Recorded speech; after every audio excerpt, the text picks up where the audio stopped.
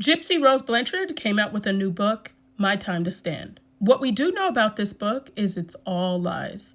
What I think is very interesting is everything any content creator has said to negate what she said in her documentary versus what she has said on her lives or on TikTok. She tried to clear the air, but instead she lied even more. But the one thing about a liar that always gets them caught up is when you start telling one lie, you have to tell a bunch. And I don't think Gypsy was ready for that. Now, also, what I think is very interesting is the way she portrays her mom is the person that she is.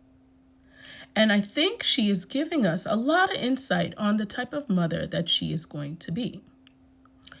Because a lot of people and her have said something different. Now, do you guys remember where she did her book signing on live the other day, and she stated that her mom and her were best friends until she became a teenager and she wanted to do what she wanted to do? Doesn't that sound very familiar? I think that's almost every teenager, except our moms are still alive, right? She gave a lot of insight then. And she said that when she wanted to do what she wanted to do, that's when it became an issue for her and her mom. So make it make sense. You know, at the end of the day, she has lied so terribly. And I just want to see Didi get justice, Nicholas GODEJOHN get justice. The fact that she has a chromosome disorder and all of the issues that she had stems from that chromosomal disorder. And the fact that her mom did so much to take care of her, and to see her villainized, she has villainized everyone. Her mom's side of the family, her grandfather that is sick and elderly, and she sleeps at night. Y'all, she said her mom is a scammer, she's a fraudster. Her dad never really liked her mom. She was like a groupie. She tried to imply that her mom was a chomo because her dad was 17 and her mom was like 22 or 21 or something like that. She is saying a lot of things that are very,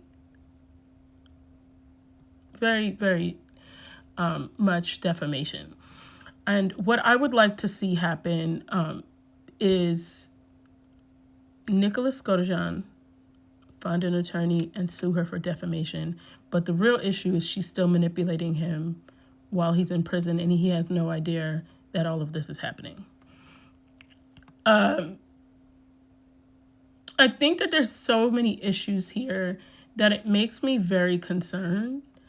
And the level that she has actualized this entire book and says that it was written so that she could pass it down to generations and it's a legacy, is wildly concerning. And I cannot be the only one to think this. I'm going to be honest with you, this book has really done it for me. I think that she is way worse than anyone could ever imagine. And I think that we are at a point where things are probably going to blow up in her face. I don't foresee this going on too much longer. And I know a lot of people feel like she's going to constantly get away with it. We're not going to see any justice happen. I actually don't believe that. I actually do believe that Didi will get justice. I actually do, and maybe not in a sense of in a legal form, But I think she'll get justice in terms of Gypsy will be exposed, lies will be able to be exposed. And then from there, we don't really know what will happen. Is it likely that charges will be brought against her? Not really. Federally, they can. I know a lot of people keep asking that. Now, there's something called dual sovereignty. And that's when different branches of the government can charge you with a crime. And her mother's unaliving can be charged state and federal. Will they do it? I don't think it's likely. I think that the public would really have to make a huge uproar, and there would be some hurdles to cross for them to do it. But it's not impossible. It's just not probable, and that's the reality of it. But I do think she will offend again. I think that we will see her do something very similar because of who she is and how she is. That's just the reality of it. Now, did anyone here read the book and see or listen to the book and hear where she was speaking about her dad's voice and wanting to submit to him? And I thought that was kind of wild.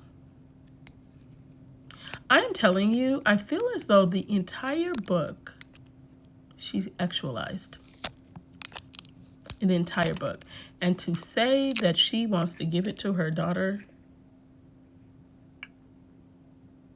like, CPS, where are you?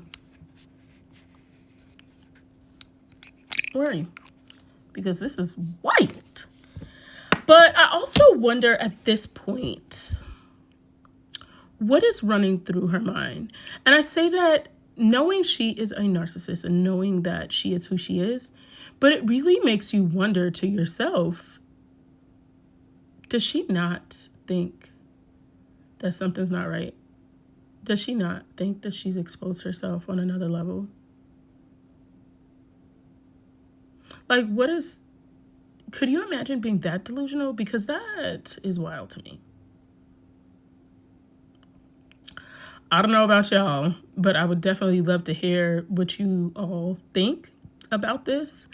How many people have read the book? How many people listen to the audio? Now, if you have never downloaded audiobooks through Amazon or Audible, I think, you will get a point. And with that point, you can get the book for free. And Amazon doesn't pay her for that book or whoever made the book or wrote the book, whatever, because that's like sort of like a product when it's retail and a brand put it in a store and you use your points. They don't get anything off of that. It's just part of doing business with that company. So I do think that that is a good option, and that would allow a lot of people to write reviews. And I think the reviews are really important because it has 4-star reviews simply because Amazon has been deleting comments that were not purchased through Amazon. So if you do really want to get the truth out, that is a good way to do it because people that are looking at the book, they'll be able to see those reviews. I think that that might be a good idea for a lot of people.